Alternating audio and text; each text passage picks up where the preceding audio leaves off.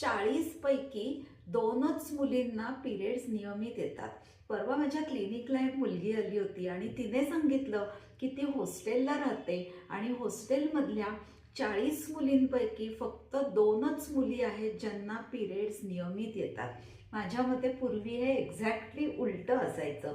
स्त्रीचं सगळं आरोग्य बऱ्याच अंशी तिचे हार्मोन्स आणि पिरियड्स याच्याशी निगडीत असतं. पिरियड्स यायच्या आधी वजन वाढतं, येऊन गेल्यावर हलकं वाटतं, मूड चेंज होतात. नमस्कार, मी डॉक्टर मंजिरी जोशी.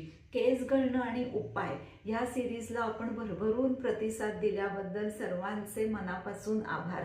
यानंतर आता नवीन सिरीज रील्सची सुरू करणार आहे, मेन्स्ट्रुअल आणि रिप्रोडक्टिव्ह हेल्थ इन आयुर्वेद. या मालिकेत आपण हेल्दी पिरियड्स म्हणजे नक्की काय, पाळी अनियमित का होते, वेदनादायक पाळीचं मूळ कारण काय, PMS आणि हार्मोनल इम्बॅलन्स मधला फरक काय आहे, गर्भाशयाचं आरोग्य कसं राखायचं, त्यासाठी कोणती हर्ब्स आपल्याला उपयोगी पडू शकतात आणि अनेक मिथ्सच्या मागे खरं सत्य काय आहे याविषयीची माहिती आपण जाणून घेणार आहोत.